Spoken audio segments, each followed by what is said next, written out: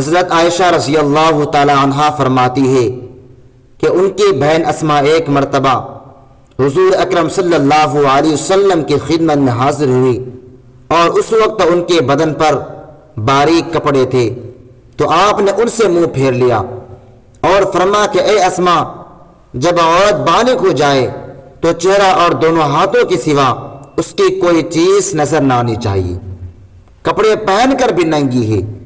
اس حدیث صاف طور پر معلوم ہوا کہ عورت کو ایسا کپڑا پہننا جس میں بدن نظر آئے حرام ہے۔ اور ایک حدیث میں ہے حضور اکرم صلی اللہ علیہ وسلم فرماتے ہیں کہ بہت سی عورتیں ایسی ہیں کہ باوجود کپڑے پہنے ہوئے بھی ننگی ہے، اور وہ عورتیں مردوں کو اپنی طرف مائل کرنے والی ہیں، ایسی عورتیں جنت میں ہرگز داخل نہ ہو سکے گی۔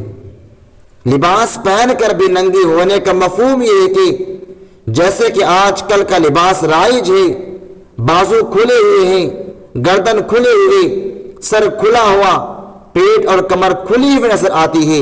یاد رکھے اگر عورت کا سر گردن سے لے کر ٹخنے تک ہے، سر کا ڈھانکنا بھی لازمی ہے۔ لباس پہن کر بھی برہنہ ہونے کی تین شکلیں ہیں۔ ایک تو یہ کہ لباس ایسا رہے کہ جس میں سر کھلا ہو، پنڈلیاں کھلی ہو۔ دوسری شکل یہ کہ لباس اتنا باریک ہو کہ اس سے جسم صاف نظر آتا ہو، جیسا کہ آج کل عورتوں اور لڑکیوں میں ایک طریقہ رائج ہے کہ ایسا باریک لباس پہنتی ہے جس سے ان کا سارا جسم نظر آتا ہے۔ کیسی بے حیائی اور بے شرمی کی بات ہے۔ تیسری شکل ننگے پن کی ہے کہ لباس تو سارے جسم پر ہے لیکن اتنا چست اور تنگ ہے تو اس سے سارا جسم نمایاں ہو رہا ہو اور جسم کی موٹائی وغیرہ سب کچھ نظر آ رہی ہے۔ یہود و نصارہ کا فیشن یہ اللہ اور اس کے رسول کے دشمنوں کا فیشن ہے، اسلام کا فیشن نہیں ہے۔ آج یہود و نصارہ ہمارے کھلے ہوئے دشمن ہیں جنہوں نے ہمیشہ ہمیں تباہ کیا اور نقصان پہنچایا، اور ہمارا حال یہ ہے کہ ایک شخص ہمارا کھلا ہوا دشمن ہے اور ہم اس سے فیشن کی بھیک مانگ رہے ہیں۔ حالانکہ ہمارا دعویٰ یہ ہے کہ ہمارا مذہب جامع اور ہر قسم کے مسائل پر محیط ہے، جس نے عقائد، عبادات، معاشرت سب کی تعلیم دی ہے۔ یہ سب کچھ رکھتے ہوئے ہم غیروں کی تقلید اور اتباع پر مائل ہیں، یعنی کسی کے سر پر روٹیوں کا بھرا ہوا ٹکڑا رکھا ہوا ہو اور وہ دوسروں کے آگے ہاتھ پھیلا کر بھیک مانگتا پھرے۔ ہمارے یہاں تو جواہرات بھرے ہوئے ہیں اور ہم دوسروں سے کوڑیوں کے طالب ہیں۔ اسی طرح ہم دشمنان خدا کے فیشن اختیار کر رکھے ہیں، اور خدا اور رسول جو ہمارے سب سے بڑے خیر خواہ ہیں ان کے حکموں اور ان کے طریقوں اور ان کے فیشن کے خلاف عمل کرتے چلے جا رہے ہیں۔ نیک عورتیں، حقیقت میں نیک عورتیں وہ ہیں جن کا لباس ایسا ہو کہ سر سے ٹخنے تک سارا جسم ڈھکا ہوا رہے، سر کا ایک ایک بال چھپا رہے، لباس اتنا باریک اور مہین نہ ہو کہ اس میں سے جسم جھلک رہا ہو، ڈھیلا ڈھالا بھی ہو، اور سترے پوش بھی۔ اعلیٰ سے اعلیٰ اور قیمتی لباس پہنے جا سکتے ہیں لیکن وہ سترے پوش اور ڈھیلے ڈھالے ہو۔ عورتوں کو حکم ہے کہ اپنے گھروں ہی میں قیام کرے، بلا ضرورت باہر نہ نکلے، جیسا کہ قرآن پاک میں ہے کہ ٹھہری رہے عورت اپنے گھروں میں۔ آج تجربہ بتا رہا ہے کہ جہاں پردہ اٹھ گیا ہے وہاں عورتوں کا کیا حال ہے۔ خود ان میں ایک جماعت ایسی پیدا ہو گئی ہے جو اس بے حیائی اور بے پردگی کی مخالف ہے۔ پردے کی حقیقت یاد رکھیے، پردہ دراصل چہرہ اور ہاتھ پاؤں کو چھپانے کا نام ہے، کیونکہ آدمی کی پہچان اور تعارف کا ذریعہ چہرہ ہی ہے۔ رغبت پیدا ہونے کا ذریعہ بھی چہرہ ہی تو ہے، اس لیے غیر محرموں سے اس کا چھپانا واجب ہے۔ جیسا کہ حدیث میں آتا ہے کہ عورت مرد کا چھپا ہوا خزانہ ہے، جب وہ باہر نکل آتی ہے تو شیطان منصوبہ باندھتا ہے کہ کس عورت کو کس گناہ میں مبتلا کرو، چنانچہ کسی کو آنکھ کے راستے سے گناہ میں مبتلا کرتا ہے، کسی کو کان کے راستے سے، کسی کو کسی دوسرے راستے سے گناہ میں مبتلا کرتا ہے۔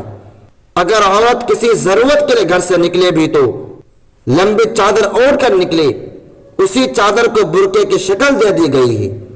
جب چادر اوڑھ کر چلے بھی تو سڑک کے کنارے چلے تاکہ ان کا بدن کسی سے نہ لگ جائے۔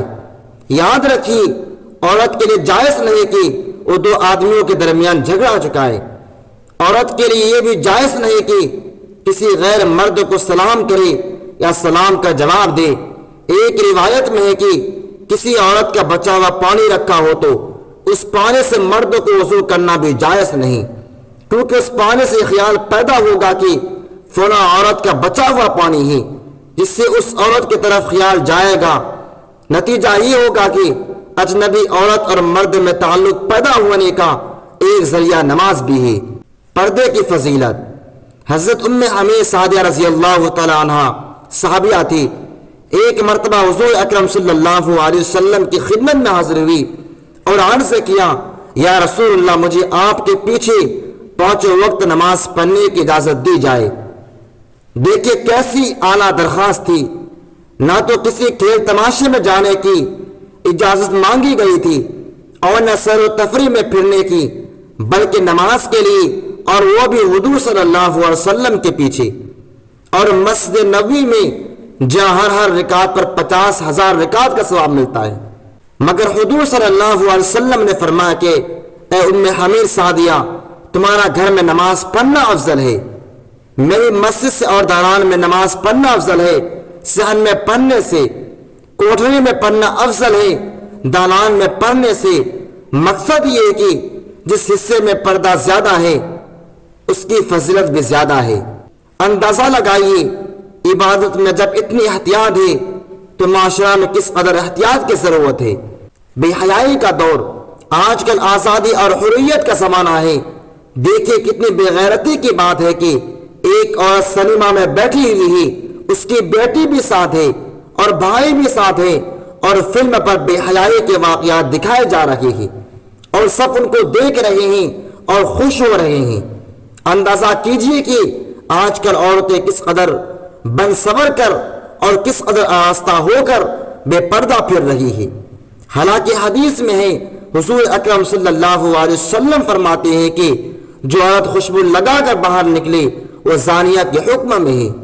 خوشبو لگا کر نکلنا اس لیے زنا کے حکم میں ہے کہ خوشبو بے حیائی کی دعوت دے رہی ہے۔